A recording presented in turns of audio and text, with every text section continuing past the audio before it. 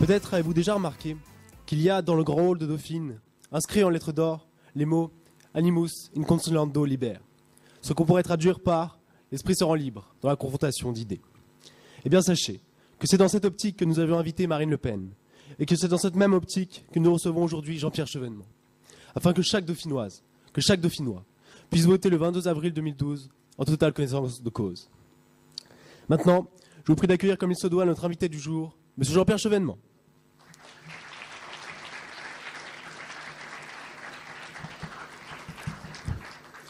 Avant tout, merci d'avoir accepté notre invitation. Alors, la tradition veut que je vous présente un peu. Après tout, vous n'êtes plus très jeune, et à ce titre, je crois qu'il ne serait pas inutile de rappeler ce que vous avez fait et les idées que vous représentez.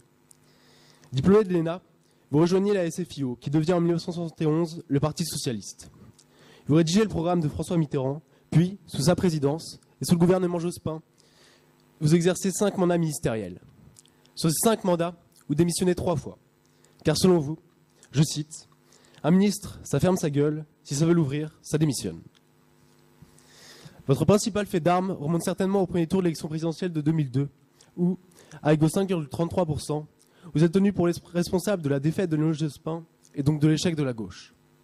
Mais obstiné, en tant que président d'honneur du mouvement républicain et citoyen, vous souhaitez tenter de nouveau votre chance en 2012 avec des idées que je vais essayer de résumer.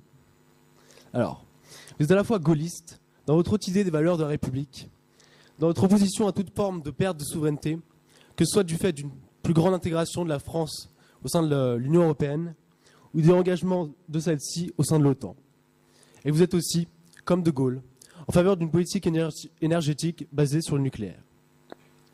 Mais votre vision économique vous place à gauche du PS.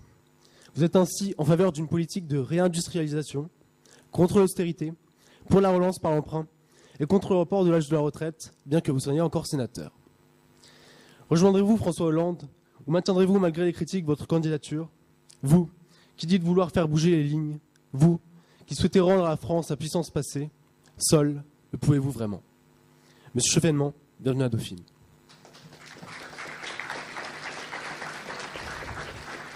Bonsoir Monsieur Chevènement. Avant de passer au débat, on voulait vous demander si vous souhaitiez réagir rapidement à ce portrait. Comme l'a dit monsieur, je ne suis plus tout à fait jeune, mais qu'en sait-il après tout? Disons que l'alternance de 81 était une date importante parce que la gauche est venue durablement au pouvoir. Elle s'est malheureusement inscrite dans le contexte de l'époque qui était celui du néolibéralisme triomphant. Ce n'était pas ma tasse de thé. Donc j'ai pris peu à peu mes distances en marquant mes désaccords avec la politique du Francfort en 83. J'ai quitté le ministère de l'Industrie, de la Recherche et de l'Industrie. Puis ensuite la guerre du Golfe, puis Maastricht. Beaucoup de choses qui naturellement m'ont éloigné du Parti socialiste. J'ai créé par conséquent un nouveau parti. Et en 2002, pour terminer là-dessus, j'ai défendu des idées qui n'avaient le tort que d'être en avance sur leur temps. Si le candidat socialiste a perdu, c'est peut-être aussi de sa faute. Il devrait se poser la question de savoir s'il a fait une bonne campagne, si on en parlera. Projet... On en parlera plus tard, justement. Voilà, on en parlera plus tard. En tout cas, le mien, il est toujours là, et je pense que je suis aujourd'hui dans la continuité. Ouais. Donc, Monsieur Chevènement, avant de rentrer dans le vif du débat, nous voudrions aborder avec vous une question qui est un peu polémique et du coup inévitable. Et pour cela, il faudrait vous montrer une petite vidéo avant. C'est ici, dans le 5e arrondissement de Paris, que Jean-Pierre Chevènement occupe un appartement depuis 1983. 120 mètres carrés sur la très prisée montagne Sainte-Geneviève. 120 mètres carrés pour 1 519 €. Sur le marché, un tel appartement vaudrait au moins 3 000 €. Mais voilà, c'est un logement social, comme une poignée d'autres personnes politiques. Monsieur Chevènement, vous vous êtes défendu en disant que vous occupiez ce logement de manière tout à fait légale. Madame Amara, qui est dans la même situation que vous, rajoute même que ça crée de la mixité dans le parc social. Donc ma question pour vous va être très simple. En fait, j'ai un problème de logement et je pense que je peux créer de la mixité dans le parc social. Comment puis-je faire pour acquérir ce type de logement à ce prix-là? Et je pense que je ne serai pas la seule intéressée dans cette salle par cette question. Alors, chère mademoiselle, Vous répétez toutes les sottises qu'on profère dans les radios, à la télévision ou dans les journaux depuis que je me suis déclaré candidat. Comme je suis locataire depuis 1983, il n'a pas revalorisé autant que sur le marché qui est très spéculatif. Vous savez qu'à Paris, il y a énormément de gens chinois, américains, allemands qui veulent se loger. Justement, Monsieur Chevènement comprend que c'est un sujet très sensible et on voulait nullement passer par là pour une occasion. Premier, c'est pas l'objet d'une campagne électorale. Oui, non. C'est ce qui permet de faire obstacle à une campagne. C'est un élément de bruitage. C'est une façon de censurer l'expression d'un candidat. Et c'est une méthode particulièrement inadmissible qui déconsidère ceux qui l'emploient. Alors justement, abordons un sujet politique, celui des présidentielles.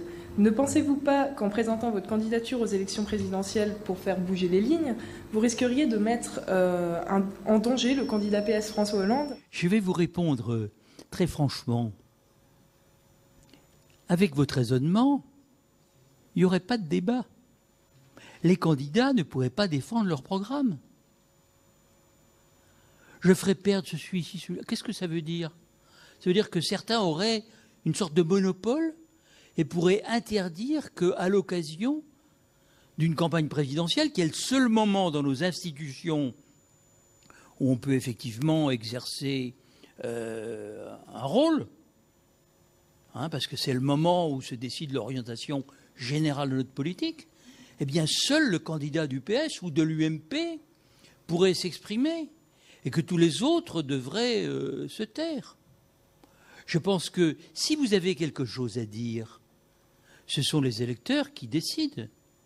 Et en 2002, je pensais avoir des choses originales à dire, que j'ai dites d'ailleurs. J'ai critiqué la prépondérance des marchés financiers, le rôle excessif. Je suis allé devant l'université du MEDEF pour critiquer la théorie de l'acquisition de la valeur par l'actionnaire. J'ai prôné le redressement de l'Europe, l'élargissement des missions de la Banque centrale, une politique industrielle, de fermes repères en matière de sécurité ou en matière d'éducation. Bref, une conception qui était claire, articulée, qui a fait ses preuves. Parce que depuis 2002, il y a une crise, celle du capitalisme financier, qui est venue malheureusement valider mes propos d'alors. Et le propos du candidat socialiste, quel était-il? Personne ne s'en souvient. On sait que son programme n'était pas socialiste. On sait que les couches populaires n'ont pas voté pour lui, puisque seulement 11% des ouvriers ont voté pour lui, et n'ont pas forcément voté pour moi d'ailleurs. C'est donc que je ne l'ai pas privé des voix qu'il aurait dû rassembler. Donc il est extrêmement facile de battre sa coulpe sur son voisin, de trouver un bouc émissaire, de dire « il m'a fait perdre ». Il serait plus honnête de se livrer à un exercice d'autocritique. Et ce serait plus productif. Parce que toutes les idées fausses, à vrai dire arrêtées, qui étaient celles du Parti socialiste en 2002, on les retrouve malheureusement aujourd'hui. Et il faut les faire bouger de manière accélérée. C'est pour ça que je suis candidat. Je pense être plus légitime que d'autres, parce que, alors que nous vivons une crise gravissime, la plus profonde que la France ait connue depuis la Deuxième Guerre mondiale, la crise de la monnaie unique, moi j'ai quand même une antériorité sur les autres. C'est que j'ai critiqué le traité de Maastricht et la monnaie unique, son vice de constitution, le fait qu'on transférait la souveraineté monétaire de plusieurs pays très différents par leur structure économique, leurs orientations politiques, leur langue, à un aréopage de banquiers responsables qui n'avaient en vue que la lutte contre l'inflation, fût au prix d'un chômage très élevé qui vous frappe, vous en priorité, vous les jeunes, 9%. Vous savez ce qu'est le NERU, Non-Accelerating Inflation Rate of Unemployment, excusez mon anglais, mais le NERU, c'est la théorie qui veut qu'on maintienne 9% de chômeurs en moyenne dans l'Union européenne pour que l'inflation ne dépasse pas 2%. C'est une théorie de la Banque centrale européenne. Personne n'avait écrit ça dans le traité, mais elle l'a trouvé toute seule. Alors moi, j'ai critiqué ça. Et je considère que je suis légitime pour porter une parole différente, construite, argumentée, continue, depuis de très nombreuses années. J'étais ministre de l'Industrie il y a 30 ans, et quand je vois tout le monde prôner aujourd'hui le Made in France ou le acheter français, etc., moi, personnellement, ça m'amuse. Hein, c'est quand même des idées que j'ai défendues il y a très longtemps. Donc voilà, je considère que je suis légitime et que je ne fais perdre personne. C'est aux Français de se faire une opinion. Et le moment venu, de voter. Et si je peux faire bouger la ligne, eh bien, j'aurai atteint l'objectif que je me suis fixé. Donc vous nous dites qu'en injectant des liquidités, on peut maintenir la Grèce dans l'euro. Votre raisonnement est tout à fait valable, mais la question qu'on pourrait se poser, c'est pourquoi vouloir maintenir un système contre lequel vous vous êtes battu depuis sa fondation et auquel vous avez présenté une critique structurelle. Je suis un homme politique pragmatique. Je tiens compte des réalités. J'étais contre l'euro pour ces raisons que je vous ai dites, qui sont des raisons constitutives, et je ne dis pas qu'on peut résoudre facilement ce problème. Parce que chaque fois qu'on a créé une monnaie unique, je vais prendre un exemple historique, c'est l'Italie, on a créé la lire après l'unification italienne, ça a entraîné un processus de divergence entre l'Italie du Nord, qui s'est industrialisée, qui est devenue riche, et l'Italie du Sud, qui s'est désindustrialisée, qui est devenue le Mezzogiorno, et qui a vu une partie importante de sa population émigrer, notamment vers l'Argentine. Donc voilà le résultat de la lire italienne après 1860. S'agissant de la monnaie unique européenne, elle provoque le même phénomène. Nous avons, principalement en Allemagne, mais on pourrait ajouter sans doute la Belgique, non, pas la Belgique, peut-être les Pays-Bas, peut-être la Finlande, mais c'est surtout l'Allemagne. Nous avons des pays qui ont su préserver leur industrie, qui ont un excédent commercial très important, entre 150 et 200 milliards d'euros pour l'Allemagne. Et vous avez les pays du Sud qui se désindustrialisent, y compris la France, qui aura cette année un déficit de 75 milliards. Donc on peut dire que cette monnaie unique ne mérite pas d'exister. Simplement, je suis tout à fait conscient qu'il n'est pas facile de sortir de la monnaie unique, et on ne peut pas dire je sors de la monnaie unique sans que ça entraîne aussitôt toutes sortes de conséquences, parce que vous allez sortir de la monnaie unique, vous allez fixer une parité, il faudra que les marchés la ratifient, il faudra que les pays voisins décident si eux restent dans la monnaie unique ou n'y restent pas. Donc on risque d'avoir un concours de dévaluation sauvage, et par l'interconnexion entre les économies des différents pays, des banques, des compagnies d'assurance, vous risquez d'avoir, je dirais, un certain trouble économique. Je ne veux pas dire que ce serait la fin du monde. Je ne le crois pas. Ceux qui vous disent la fin de l'euro, c'est la fin de l'Europe, c'est idiot. La Grande-Bretagne n'est pas dans l'euro. La Suisse non plus, ni le Danemark, ni la Suède, ni la Pologne, pourtant sont dans l'Europe. Donc c'est une construction, l'euro, mais je tiens compte du fait que nous sommes dedans. L'avion a décollé. J'étais contre le décollage, mais nous sommes en l'air. Je ne propose pas qu'on saute par le hublot. Je propose qu'on ressaisisse les commandes de l'appareil pour le faire atterrir. Donc j'ai proposé, plan A, qu'on donne à la Banque centrale les mêmes prérogatives qu'à la Banque d'Angleterre ou à la Federal Reserve Board américaine ou à la Banque du Japon, qui font du quantitative easing, qui font marcher la planche à billets, pour dire les choses telles qu'elles sont, et qui permettent de casser la spéculation. Si vous prenez par exemple la Grande-Bretagne, elle emprunte à 2%. C'est remarquable quand vous voyez que l'Italie emprunte à 6,5, 7%. L'Espagne à 6. Mais Monsieur Chevènement, pourquoi voudriez-vous que l'Allemagne adopte ce genre de réforme alors qu'elle a fait beaucoup d'efforts en concernant l'austérité? Elle est une des principales sources de financement. Elle voit très bien que les autres pays n'ont pas fait des mesures aussi strictes qu'elle, et il serait légitime à ce titre de penser que ça pourrait avoir un effet, une sorte de laxisme si on sauve ces pays-là par rapport aux réformes qui pourraient engager. Oui, je ne partage pas votre point de vue, parce que l'Allemagne réalise 60% de ses excédents, qui sont considérables, sur la zone euro. Donc, d'une certaine manière, elle est tributaire de la bonne santé des autres pays de la zone euro. l'euro est en principe la monnaie des 17 pays européens, ce n'est pas seulement la monnaie de l'Allemagne. Bien que les statuts de l'euro soient copiés sur ceux de l'ancien marque allemand. C'est l'ancien président de la Bundesbank, Karl Otto Pöll, qui l'a dit. Monsieur Delors a récolté la gloire des travaux du fameux groupe Delors, qui a rédigé les règles qui ensuite sont devenues celles du traité de Maastricht, mais c'est moi qui ai fait le boulot. J'ai tenu la plume. C'est-à-dire que la Banque centrale est en effet une banque centrale indépendante, comme la BUBA, la Banque centrale allemande. Elle n'a qu'une mission, lutter contre l'inflation, contre la BUBA. Pourquoi est-ce que la BUBA a ces statuts? Parce que les Allemands ont été traumatisés en 1948 par la confiscation de leur épargne. Au moment où on a créé le Deutschmark, 85% de l'épargne, c'est-à-dire des comptes en banque des Allemands, ont été confisqués pour passer du Reichsmark au Deutschmark. Donc les Allemands ont voulu que leur épargne soit sauvegardée. C'était leur souci principal.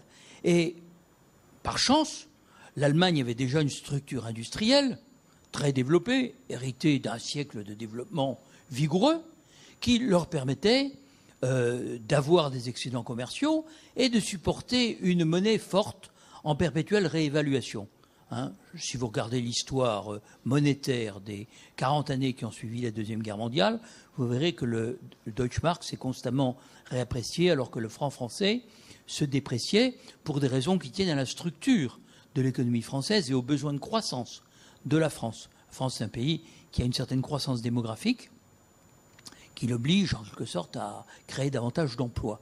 Donc, l'Allemagne peut toujours dire que voilà, c'est la règle des traités, qu'elle ne veut pas, mais en même temps, si d'autres pays plongent, si demain l'Italie, qui doit lever 300 milliards de dettes l'an prochain et qui doit emprunter à 6,5%, 7%, se trouve dans une situation telle qu'elle ne peut plus emprunter, parce que, vous voyez, la Grèce aujourd'hui, c'est 25%, donc elle n'emprunte plus. C'est l'Europe qui prend à sa charge l'alimentation des caisses du budget de la Grèce. Et quand on dit cela, c'est pas seulement l'Allemagne qui paye, la France aussi. L'Allemagne paye dans les engagements qui ont été souscrits, elle paye 220 milliards pour l'enveloppe du Fonds européen de solidarité, la France 159.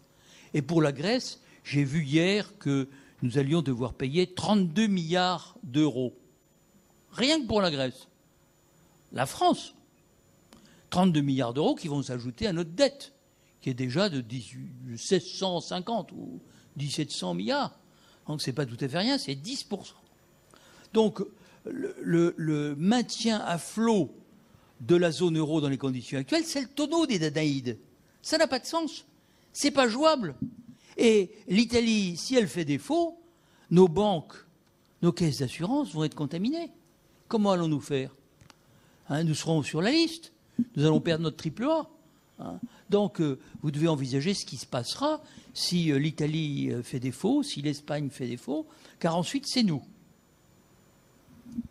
Revenons à l'Allemagne, Monsieur Chevènement. Vous écrivez à la page 58 de votre livre « La France est-elle finie ?», qui, on le rappelle au passage, est lauréat du prix du livre politique 2011, que l'euro est un marque bis. Est-ce que Nicolas Sarkozy a trop joué le jeu de l'Allemagne, notamment dans le projet de traité négocié jeudi dernier? Et deuxième question, la France a-t-elle les moyens politiques et économiques de s'opposer à la première puissance européenne? Alors, l'euro est un marque bis, c'est ce que je viens de vous dire. Mais ça, à l'époque, j'étais au gouvernement, le fin du fin paraissait être de chipper à l'Allemagne son marque, dont on considérait qu'il était l'instrument de sa puissance. J'ai toujours été contre cette idée. J'ai toujours trouvé que c'était une idée courte. Une monnaie, c'est fait pour un pays. Le marque était fait pour l'Allemagne. Il n'était pas fait pour la France et encore moins pour la Grèce. Aujourd'hui, M. Sarkozy passe à un compromis qui n'en est pas vraiment un, d'ailleurs, avec l'Allemagne. Il accepte une discipline budgétaire à perpétuité. C'est ce qu'on appelle la règle d'or, qui sera inscrite dans la Constitution, sous le contrôle d'un organisme qui est la Cour de justice de l'Union européenne. C'est l'austérité à perpétuité. C'est la possibilité donnée à la Commission de faire intrusion dans notre procédure budgétaire, de nous dire non, votre projet de budget ne correspond pas aux normes prescrites et il faut le revoir. C'est donc la fin du rôle du Parlement en tant que c'est lui qui, traditionnellement, et depuis toujours d'ailleurs, votait le budget. Le consentement à l'impôt, c'est la base des parlements. Nous entrons donc dans une Europe post-démocratique. C'est déjà fait d'ailleurs quand vous regardez comment ça s'est passé en Grèce et en Italie. On a nommé des hauts fonctionnaires européens qui sont devenus Premiers ministres. Apparemment, ça n'a gêné personne. Mais un jour, ça posera problème quand les Grecs et les Italiens considéreront que la politique n'est pas bonne. En Espagne, on a applaudi M. Zapatero parce qu'il a organisé des élections anticipées. Il est tombé dans la fosse, à la trappe, aurait dit le père Ubu. Tout le monde a dit « Ah, quelle abnégation !» Donc on a mis un gouvernement qui correspondait à l'orientation voulue par Bruxelles. Ça durera ce que ça durera. Mais moi, je pense qu'une Europe qui n'est plus démocratique, une Europe post-démocratique, elle n'ira pas très loin. Et je pense que M. Sarkozy, en passant cet accord à Bruxelles, qui est déjà contesté, non seulement par la Grande-Bretagne, mais même par la Suède, dont le gouvernement va en référer au Parlement, par l'Irlande, qui ne veut pas d'un référendum, parce que le gouvernement irlandais sait très bien que le référendum donnerait un résultat négatif, qui est contesté par même, je crois, la République tchèque ou la Hongrie, qui n'a pas encore été examiné par les parlements, parce qu'il n'a pas encore été écrit. Moi, j'ai le draft, je l'ai lu. Mais personne ne sait que dans ce projet d'accord, il y a aussi une disposition qui dit qu'en 20 ans, nous devrons nous conformer à l'autre prescription du traité de Maastricht, qui a un taux d'endettement égal à 60%. Nous sommes à 87%. Ça veut dire qu'en 20 ans, il faudra non seulement avoir un budget à l'équilibre, mais en plus mettre de côté l'équivalent d'1,5 point à peu près du PIB pour nous retrouver à 60% d'endettement. Est-ce faisable? Évidemment non, ce n'est pas faisable. Ce sont des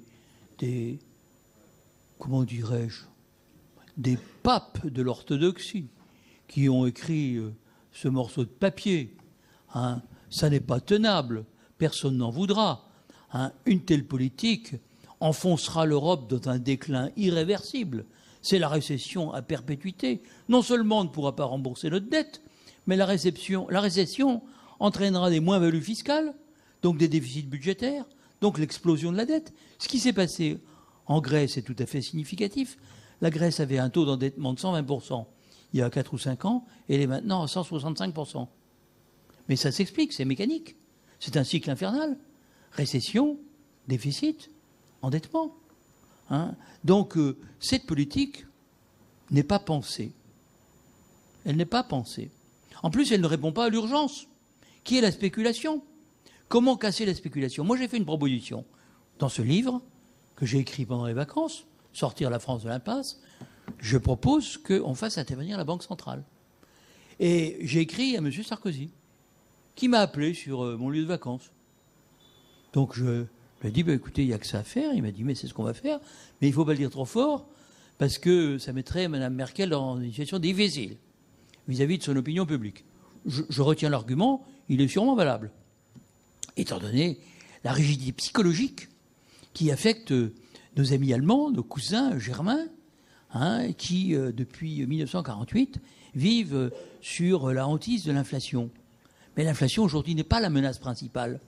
Nous sommes plutôt dans une période déflationniste, où la pression des pays à bas coût exerce, je dirais,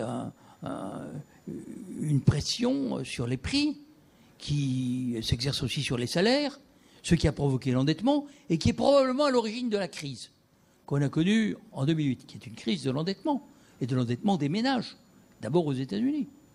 Donc, c'est un mauvais traité, je pense qu'il ne sera jamais adopté. C'est une impasse. Il est temps de prendre une autre direction. Alors, soit c'est le plan A, soit c'est le plan B, parce que je pense qu'effectivement, on pourrait transformer l'euro, en faire une monnaie commune, comme on l'avait envisagé dans les années 88-89, plutôt qu'une monnaie unique, monnaie commune qui vaudrait vis-à-vis de l'extérieur, et il y aurait une certaine élasticité, une certaine possibilité d'ajustement entre les devises nationales qui seraient réservées à l'usage interne.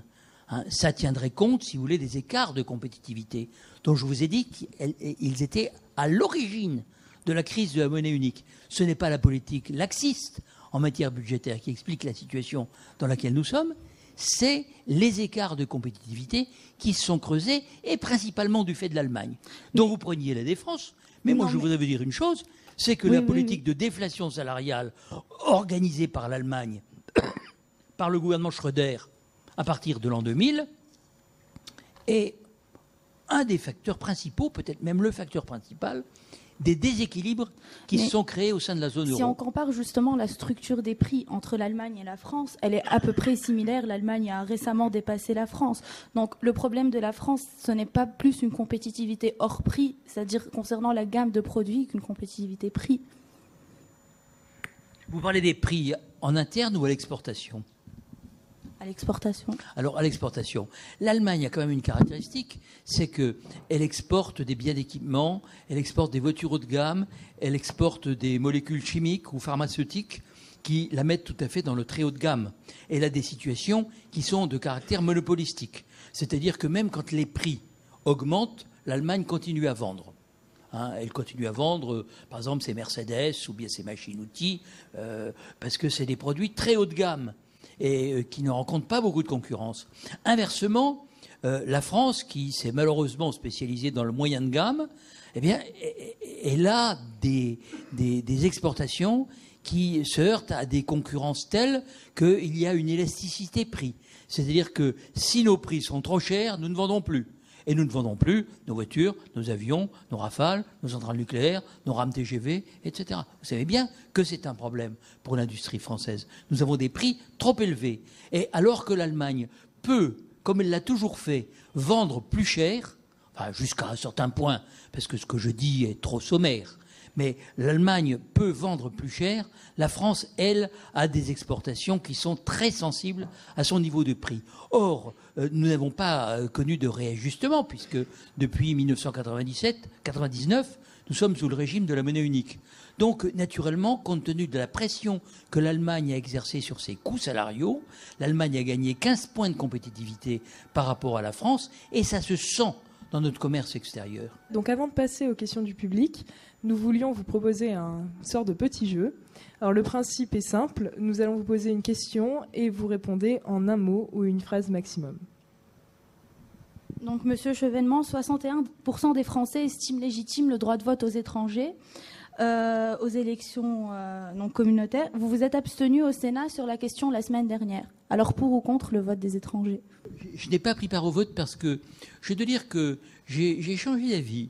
Je n'avais pas beaucoup réfléchi à la question et donc spontanément j'étais plutôt pour parce que je pensais que c'était un sas vers l'intégration. Mais je me suis rendu compte à l'usage comme maire et comme ministre de l'Intérieur qu'il y avait des votes qui étaient des votes de communauté, des votes communautaristes. Je ne dirais pas forcément des votes ethniques, mais des votes plus ou moins nationalitaires. C'est-à-dire qu'il y a des gens qui vont voter en groupe. Ils sont quelques centaines, quelques milliers même, mais ils vont voter de la même manière. Et ils peuvent exercer un chantage sur les différentes listes de droite ou de gauche. Et je pense que la citoyenneté, c'est quand même quelque chose qui fait de chaque citoyen une parcelle du souverain. Il faut que le citoyen puisse se déterminer en conscience par lui-même. Donc, moi, je suis partisan, au fond, de l'accès plein et entier à la citoyenneté, c'est-à-dire de la naturalisation, que je voudrais rendre d'ailleurs plus accessible qu'elle ne l'est aujourd'hui. Il y a quand même 135 000 personnes qui sont naturalisées chaque année, mais personnellement, je pense que nous devrions aller plutôt dans ce sens, plutôt que de saucissonner la citoyenneté, de la découper en tranches, et de faire en sorte que des gens pourraient voter à une élection municipale, ne pourraient pas voter à une élection départementale, régionale et nationale. Je pense que la citoyenneté, c'est un tout, c'est un ensemble de droits, de devoirs, et il faut que, quand on vote, on puisse porter un jugement d'ensemble, sans dire « je m'exprime simplement au niveau de ma commune ». Hein, ça me paraît pas très raisonnable. Il faut avoir la vue d'ensemble. C'est l'idée que je me fais de la citoyenneté. Donc c'est ce qui m'a fait plutôt changer d'avis. Mais comme je n'ai pas voulu être instrumenté dans un vote qui n'avait aucun intérêt, parce qu'on sait très bien que comme les textes ne sont pas les mêmes entre celui qui a été voté par l'Assemblée il y a 10 ans et celui du Sénat, ça ne peut pas déboucher. Donc on y reviendra sur ce sujet après les élections de juin. Donc plutôt que de me livrer à une pantomime qui était pour la montre, en quelque sorte, une sorte de numéro de cirque préélectoral, j'ai préféré me retirer sur mon Aventin. Maintenant, la circulaire Guéant qui consiste globalement à limiter le changement de statut des étudiants étrangers qui ont fait leurs études en France en travailleurs. Faut-il la supprimer? Oui. Au moins, c'est clair. Alors, monsieur Chevènement, chez Ardisson, dans l'émission Tout le monde en parle, Houellebecq a déclaré que s'il avait un homme politique à sauver, ça serait vous. Et vous, si vous aviez un écrivain à sauver, ça serait qui? Ce serait Houellebecq. Si vous deviez vous décrire en un mot, lequel serait-il? Un lion. Je suis né à Belfort, je vous rappelle, et je suis sénateur du territoire de Belfort. Et j'ai été maire de Belfort, enfin ça fait beaucoup de choses. D'accord, donc Belfort. Monsieur Sarkozy, en un mot.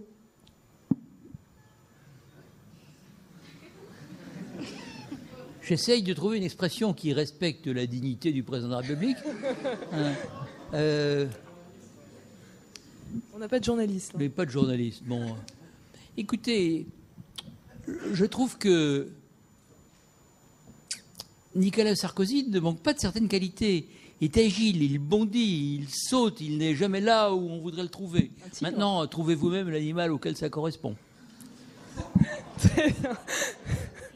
Et un dernier, monsieur Hollande, en un mot.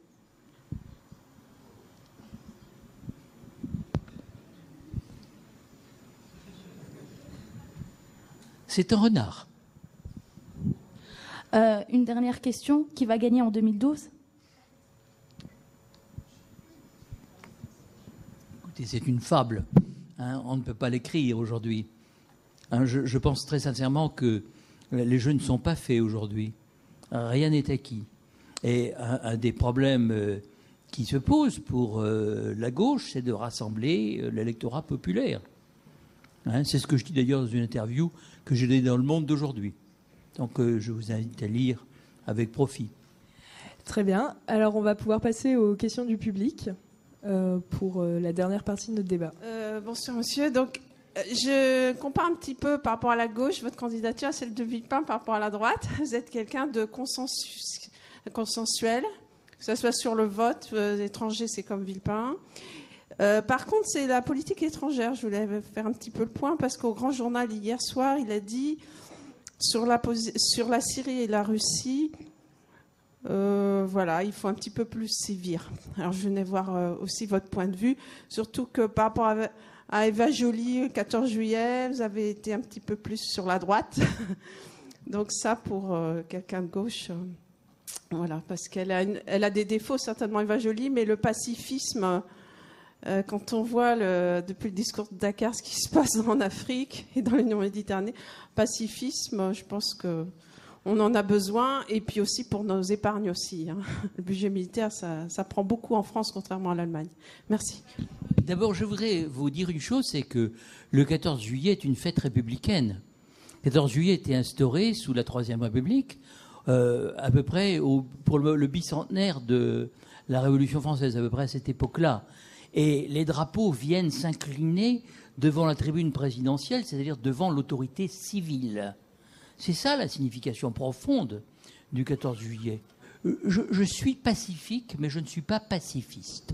Et je voudrais vous expliquer la différence.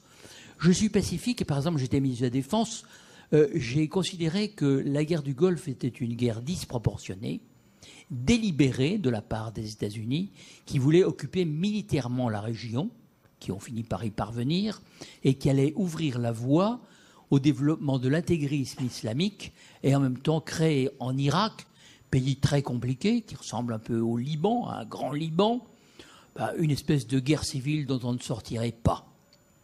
Voyez la situation aujourd'hui, hein, et demandez-vous qui avait raison en janvier 1991. C'était pourtant pas facile, parce que, croyez-moi, il y avait une quasi-unanimité pour cette guerre du Golfe. C'était difficile pour moi. Je l'ai fait, mais ce n'est pas parce que j'étais pacifiste. Je sais où le pacifisme nous a conduits. Dans l'entre-deux-guerres, la France était pacifiste, à droite comme à gauche. On avait eu 1,5 million de morts en 14-18, on ne voulait pas recommencer. Et notre pacifisme a encouragé Hitler dans toutes ses entreprises d'agression et, en définitive, a préparé le terrain à l'effondrement de 1940, dont encore aujourd'hui, nous ne nous sommes pas remis. Donc, je ne suis pas pacifiste, je ne serai jamais pacifiste, mais je suis pacifique. Et je suis pour que la France ait un budget de défense qui n'est pas énorme, hein, c'est 1,5% de notre PIB. Vous savez, les États-Unis, c'est 4,5%.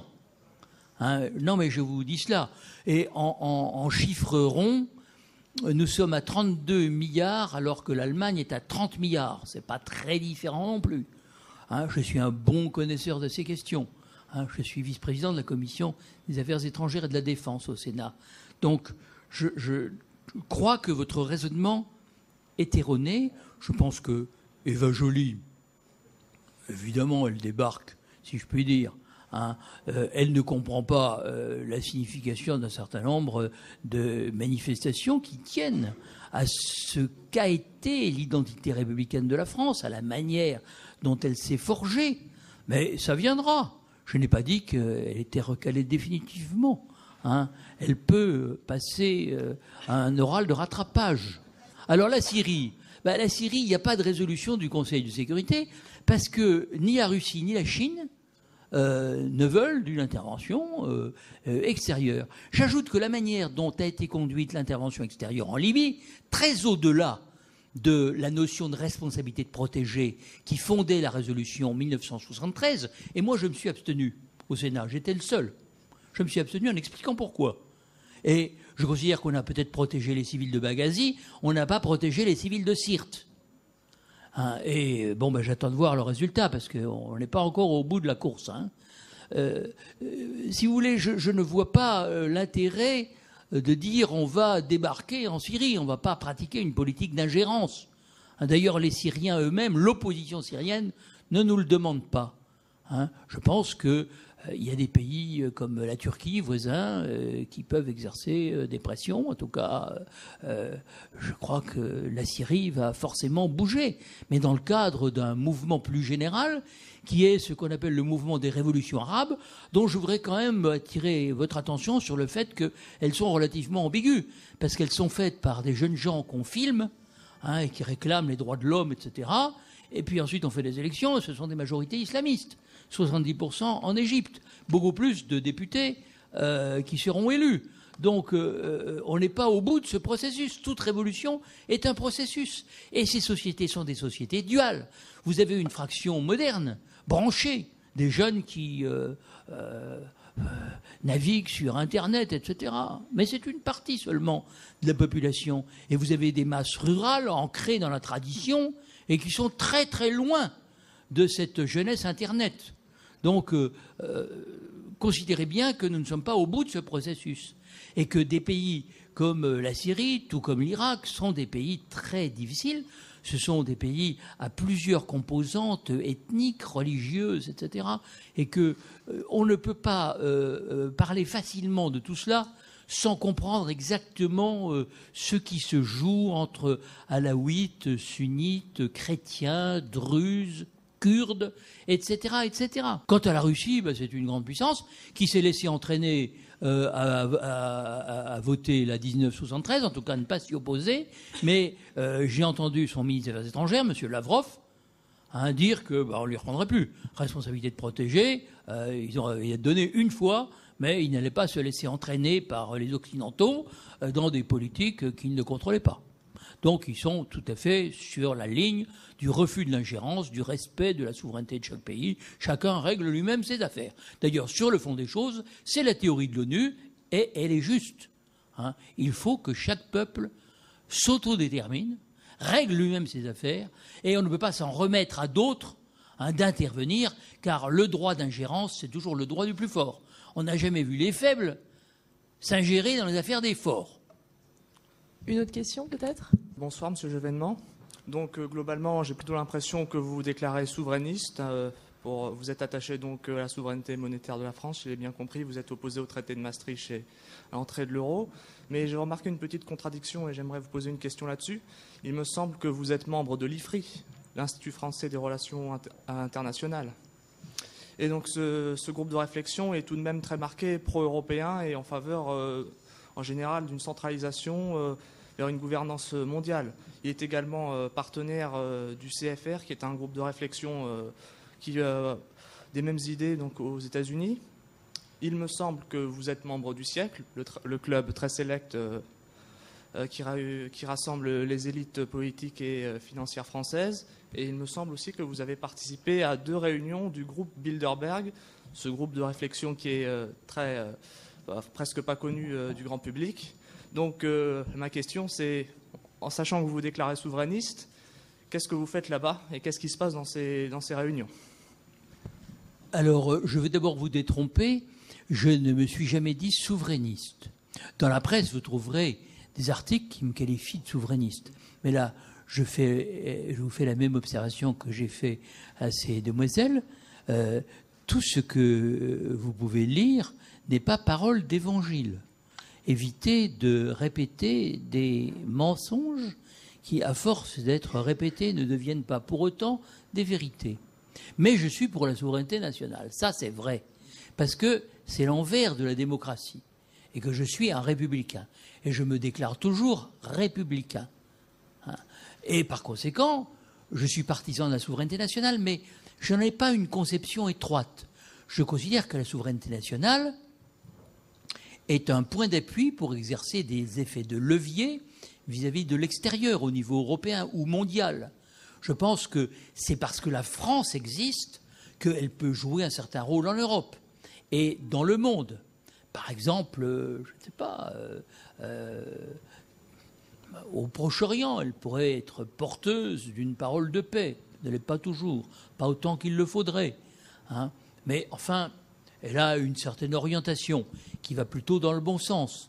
Et il me semble que l'Europe, si nous voulons la construire d'une manière souhaitable, c'est-à-dire si nous voulons faire de l'Europe une Europe européenne, une Europe qui soit autonome, qui soit un pôle dans un monde qu'on nous décrit comme multipolaire, eh bien, il faut que la France pèse son poids.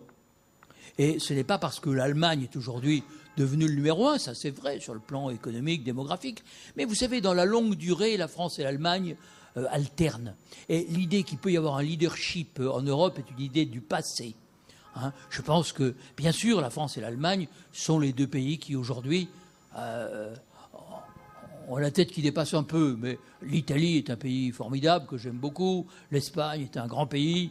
La Grande-Bretagne est une nation dont moi, je n'aimerais pas que nous nous séparions, car je me souviens de ce que nous devons à l'Angleterre. Donc voilà, l'Europe, elle est faite de nations, mais elle doit se construire dans le prolongement des nations. Voilà ce que je pense. Maintenant, vous me rappelez mon appartenance à l'IFRI. Je suis membre du conseil d'administration.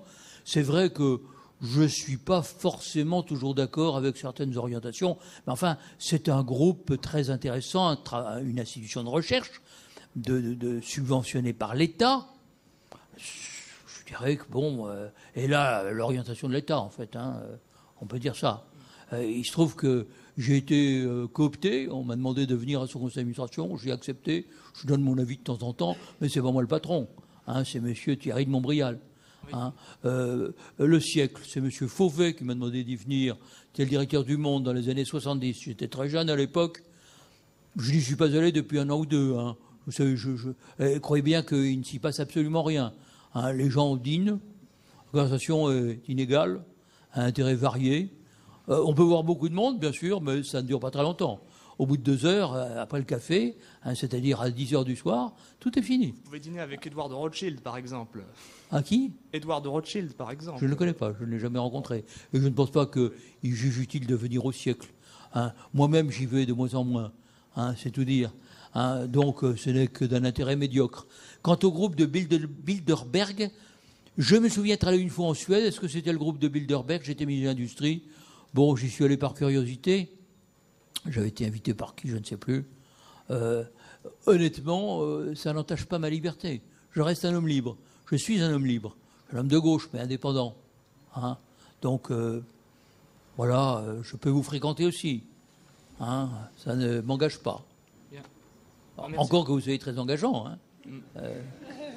Bon, j'aurais bien aimé savoir un peu ce qui se passe dans ces réunions qui ne sont pas médiatisées. Donc, comme vous avez eu l'occasion d'y aller... Oh, il se passe à peu près rien. Vous entendez un topo d'un type plus ou moins inspiré, et puis il y a quelques questions de la salle, et puis il y a un déjeuner, on lève un verre à la reine, hein, et puis quand on est en Angleterre, hein, et puis voilà, hein, ça ne va guère plus loin. Bonsoir monsieur.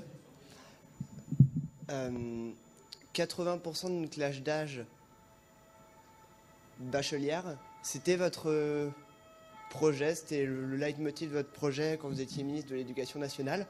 Non, vous me permettez de vous interrompre, c'était 80% d'une classe d'âge au niveau du bac. Mais au niveau du bac, ça ne veut pas dire au bac. Ça ne veut pas dire qu'on donne le bac à tous ceux qui passent cet examen.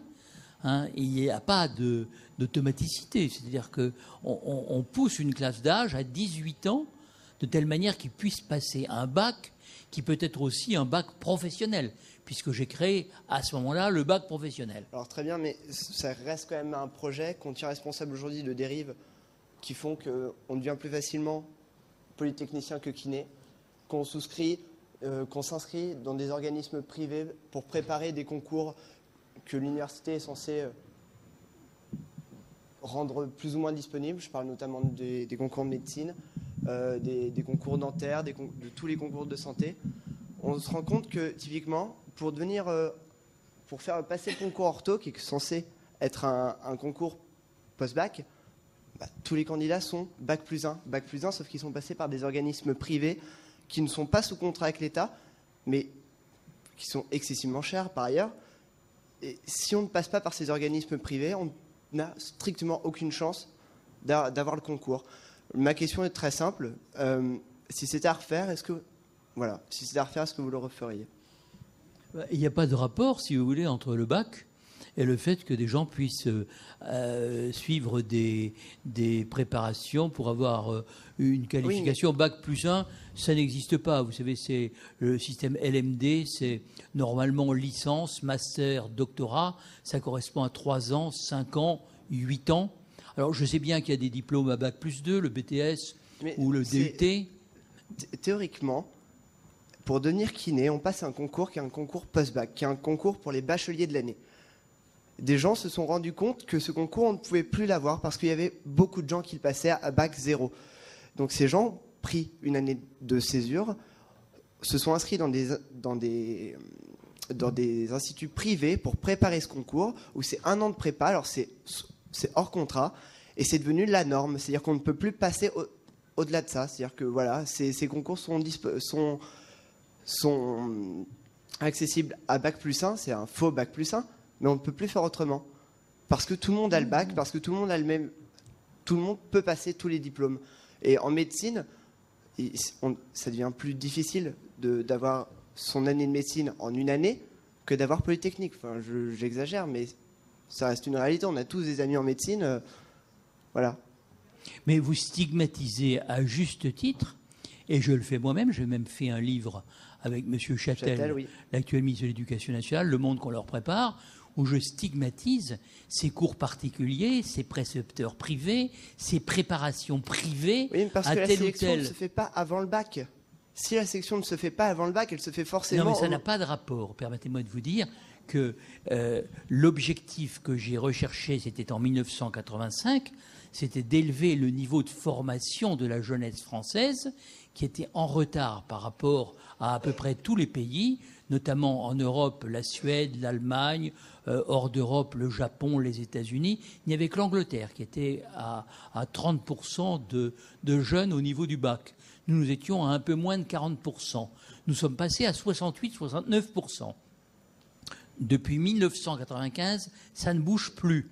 C'est-à-dire que nous avons atteint un palier qui me fait dire que l'éducation nationale est en panne. Et je pense qu'il est important de se donner des grands objectifs qui ensuite permettent de mettre en mouvement tout l'appareil de l'éducation nationale. Par exemple, on s'est engagé au sommet de Lisbonne en 2000 à ce que la moitié d'une classe d'âge poursuive ses études jusqu'à un niveau de licence, bac plus 3. On est à 27%. Pratiquement, ça n'a pas bougé depuis Lisbonne, qui était en 2000.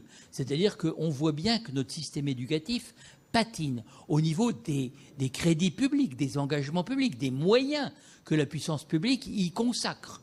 Maintenant, ce que vous stigmatisez à juste titre, c'est le fait que de plus en plus, il y a des passe-droits, des préparations privées, des filières qui font qu'une inégalité fondamentale se crée entre des jeunes selon qu'ils peuvent ou ne peuvent pas payer.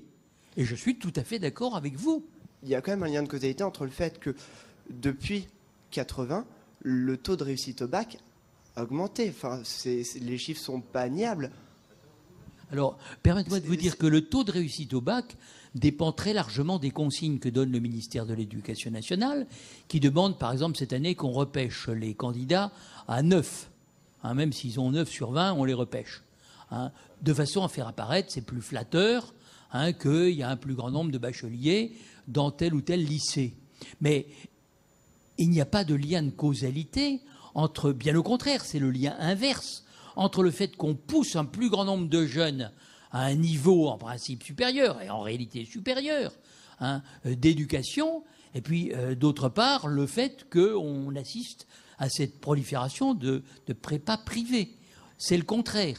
Je dirais que si la puissance publique, si les politiques publiques étaient plus ambitieuses, on n'aurait pas besoin d'autant de prépas privés qui sont une insulte à l'égalité. Donc ce que j'ai fait, c'est pour favoriser l'égalité. Évidemment, on n'est jamais au bout de ce dessein. Et je suis toujours très inquiet quand je vois qu'on en rabat sur la qualité. Par exemple, à Sciences Po, je découvre qu'on va supprimer l'épreuve de concours général. On va sélectionner les gens sur dossier. Mais la lettre de recommandation, elle a été supprimée par la Commune de Paris, qui lui a substitué les concours dans la fonction publique, les concours anonymes, parce que c'est plus juste. Si vous sélectionnez les gens sur dossier sous un prétexte de démocratisation, qui est faux d'ailleurs, et si vous supprimez l'épreuve de concours général, qui quand même permet d'avoir un certain niveau, vous n'allez pas dans le bon sens. Et je regrette qu'il n'y ait pas de journalistes ici, parce que je l'aurais martelé encore plus fort. Je considère que cette inspiration est néfaste, elle est médiocratique. C'est-à-dire qu'elle nous tend vers elle nous fait aller vers la médiocrité. Elle nous rabaisse. On devrait ne pas avoir d'opposition entre l'exigence de quantité et l'exigence de qualité. Porter un plus grand nombre de jeunes à un niveau plus élevé de formation et en même temps s'assurer que cette formation soit de bonne qualité. C'est ce que disait Paul Langevin, qui était communiste à la Libération, et qui définissait l'objectif de l'école en disant « c'est la promotion de tous et la sélection des meilleurs ». C'est ce que j'ai voulu reprendre à travers l'expression d'élitisme républicain. Mais ça n'a pas été bien compris. Et aujourd'hui, on est en train de défaire ce que moi, en particulier, j'ai voulu faire, et d'autres avant moi.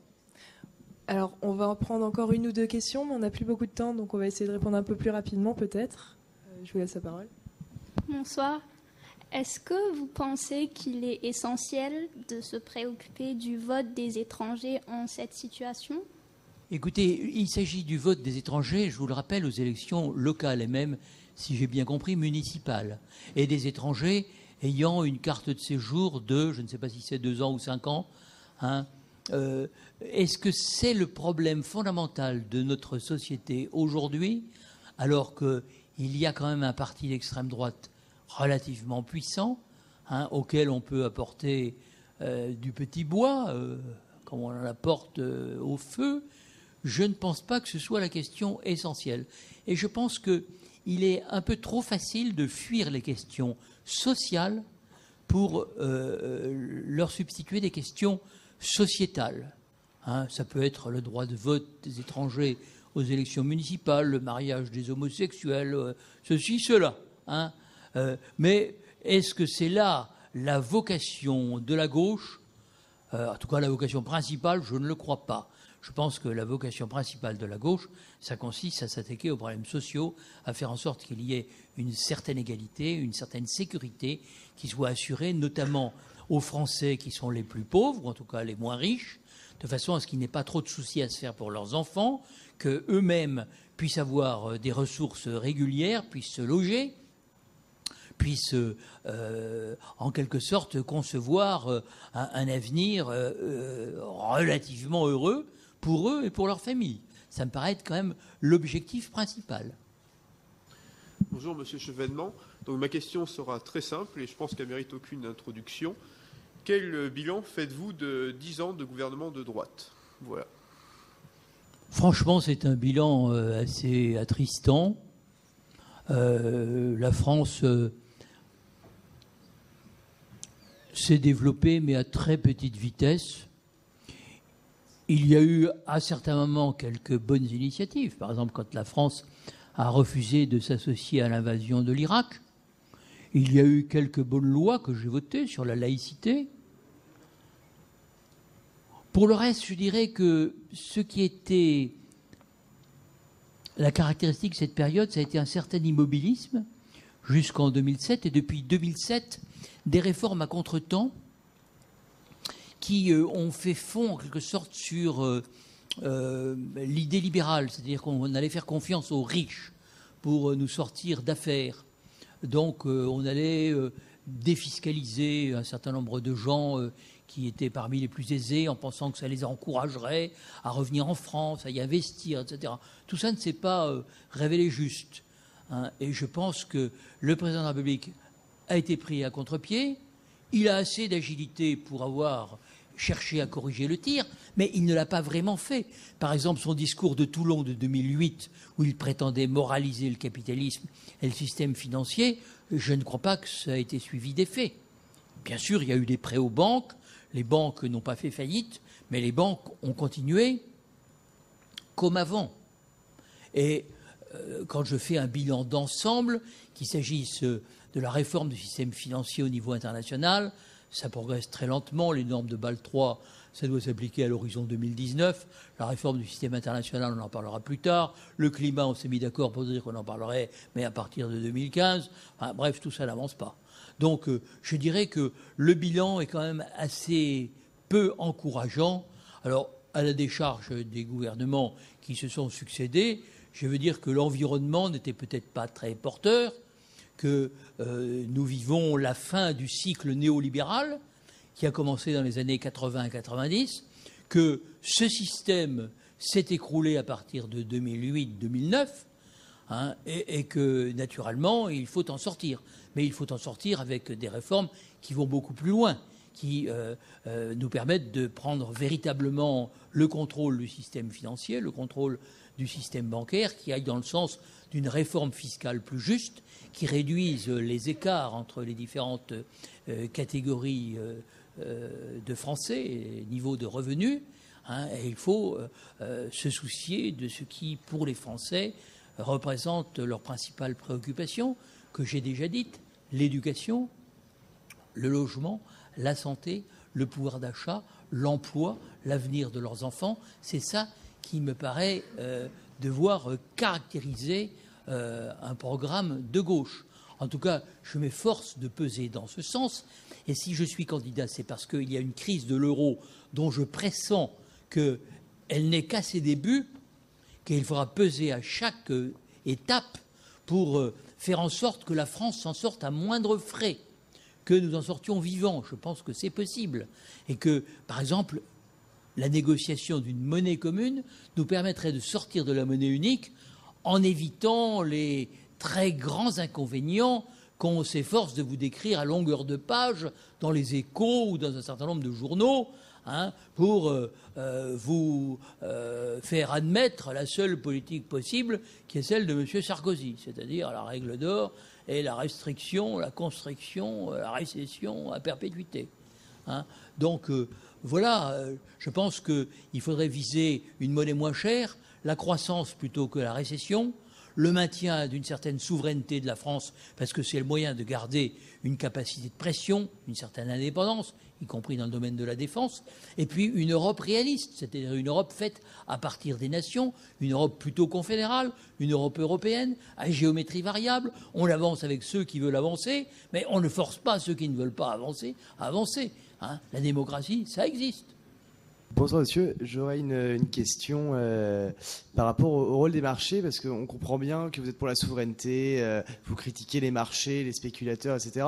Mais est-ce qu'on ne peut pas aussi critiquer d'abord les États? Les Grecs, ils ont vécu sur l'or pendant des années. Et ils ont profité de taux d'intérêt qui étaient très bas grâce à l'euro. Ils ont profité de ça. Et maintenant, ils se retrouvent, certes en récession, et certes dans une situation très grave, mais en même temps, l'austérité, ils l'ont voulu. Alors, qu'est-ce que vous pouvez répondre à ça?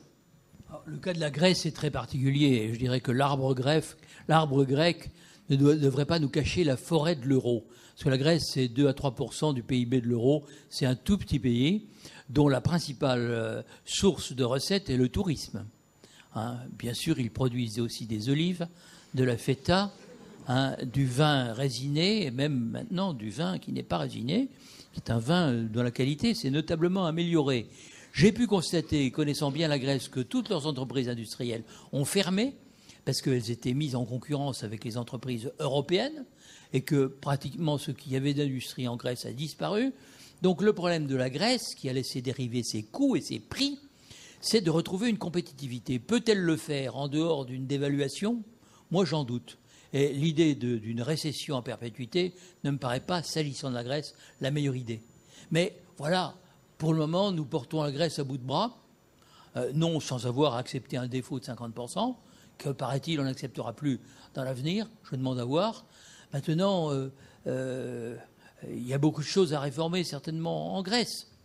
Mais c'est aussi l'affaire des Grecs. Hein. Je ne dis pas que la Grèce n'a pas ses propres responsabilités.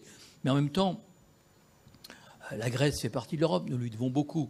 Hein. C'est un pays qui, quand même, auquel la démocratie doit d'exister. Hein, alors c'était il y a très longtemps. Enfin, même la Grèce moderne, la guerre d'indépendance, le courage des Grecs, hein, à l'occasion des 2 guerres mondiales, ils étaient nos alliés. Ils ont résisté à l'Italie fasciste, victorieusement. Ils ont résisté aux Allemands, plus courageusement que beaucoup d'autres peuples. Je n'épilogue pas. Hein. Je pense que c'est un peuple estimable à beaucoup d'égards. Alors effectivement, Zorba le grec nous amuse, etc. Peut-être qu'ils ont exagéré, peut-être qu'ils ont fait trop d'aérodromes, d'autoroutes, etc., qu'ils n'ont pas assez soigné leur tissu productif. Mais la vocation de la Grèce, c'est quand même, à mon avis, avant tout le tourisme, le transport. Alors il se trouve que leurs transporteurs, comment on appelle ça, leurs armateurs, hein, généralement n'habitent pas la Grèce. Hein, c'est fâcheux. Alors peut-être qu'ils arrivent à se mettre d'accord entre eux de façon à pouvoir un jour rétablir les finances de l'État grec. Je pense que les Grecs sont assez patriotes. Ils peuvent comprendre cela. Hein, mais honnêtement, le problème de la Grèce est un problème tout à fait marginal. Si vous prenez l'Espagne ou l'Italie, ce sont des grands pays, leur problème est autrement plus préoccupant. Et c'est là que ça va se jouer, notamment avec l'Italie. Je voulais rebondir sur la question que tu posais tout à l'heure et sur ce que vous disiez sur l'éducation. Donc vous voulez amener 80% d'une classe d'âge donc au niveau du baccalauréat, donc en l'ayant ou pas. Peut-être demain au niveau de la licence, peut-être après-demain au niveau du master. Cependant, ça vaut pour, l'État et le pays gagnent si jamais l'éducation apporte vraiment, y apporte, c'est-à-dire qu'on n'a pas besoin d'avoir des ouvriers, des artisans, etc., qui ont le niveau du bac. Donc ma question est simple, pourquoi vouloir amener autant de gens aussi haut dans les études, alors que fondamentalement, il y a besoin d'apprendre à lire, à écrire, à compter et à penser de façon autonome. On n'a pas forcément besoin d'avoir des ouvriers qui ont le bac. D'ailleurs, c'est pour ça que c'est que de la main-d'œuvre étrangère qui prend tous ces postes qui sont quand même nécessaires à l'économie. Alors, il y a bien sûr des emplois peu qualifiés. Et il continue à y en avoir beaucoup, mais quand même de moins en moins. Hein, la tendance générale, et j'avais fait faire des études par le bureau d'études de la Caisse des dépôts, La tendance générale, c'est à l'élévation des niveaux de qualification. Et même les entreprises industrielles, à l'époque, et j'étais en conversation avec ce qu'on appelait encore le CNPF, souhaitaient avoir des ouvriers qui soient formés au-delà du CAP et même du BEP. Et c'est avec l'UIMM et les syndicats ouvriers que nous avons travaillé sur la maquette des baccalauréats professionnels. Parce qu'un bon ouvrier, aujourd'hui, est formé au moins au niveau du baccalauréat. Certains le sont au niveau des brevets de techniciens supérieurs. Et un pays comme l'Allemagne forme ses ouvriers par alternance, mais à des niveaux de techniciens, parce que de plus en plus, le processus de production est numérisé, robotisé, informatisé, et on a besoin d'une main-d'œuvre compétente, d'une main-d'œuvre qui assure la maintenance, la surveillance. Disons que les choses ne sont plus tout à fait aujourd'hui comme autrefois. C'est vrai qu'on a toujours encore besoin de gens qui fassent un certain nombre de métiers difficiles, je pense éboueurs, autre chose. Même là, dans ces domaines-là aussi, il y a un certain progrès. On utilise des machines dans les espaces verts. J'ai été maire.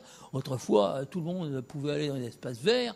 On avait 120 personnes dans les espaces verts à Belfort. Aujourd'hui, on a acheté des machines qui taillent le gazon en pente à 5, 6, 7 mètres de haut. Donc, il faut des gens qui conduisent ces machines. C'est plus difficile. Donc, on est obligé de recruter des gens plus qualifiés. Donc, si vous voulez, on a besoin de gens plus qualifiés. S'agissant des 50% au niveau de la licence, vous ne me croirez peut-être pas, mais des pays comme la Finlande, la Suède, la Corée, le Japon, ils sont où ils sont presque. Ils sont à 47%. C'est-à-dire que le niveau de formation de la main-d'œuvre est devenu un avantage comparatif, décisif, dans la compétition internationale. Et un pays qui investit dans la formation, et il y a plusieurs manières d'investir, je ne dis pas que c'est facile, il faut voir quel type de formation on développe, mais un pays qui investit dans la formation est sûr de ne pas se tromper. Par contre, les pays qui restent au niveau des plus bas, ces pays-là, il se crée beaucoup de handicaps pour l'avenir. On pourrait longuement épiloguer parce qu'il y a aussi des formations techniques, des formations scientifiques, des formations par alternance, mais même des formations littéraires, des formations de gestion, de management. Ce sont des formations qui sont extrêmement utiles pour l'élévation de la productivité d'un pays comme le nôtre. Ce sera le mot de la fin, c'est pour ça qu'on est à Dauphine, pour augmenter notre compétitivité. Donc je vous remercie. N'oubliez pas qu'il n'y a pas que ça dans la vie. S'instruire, c'est un but en soi. Connaître, accéder au vrai, penser, découvrir, aller au-devant des choses qu'on ignore, l'astrophysique, les nanotechnologies, tout ça c'est passionnant. C'est à vous, si vous le voulez. Travaillez. Très bien, ce sera le mot de la fin alors. Soyons curieux.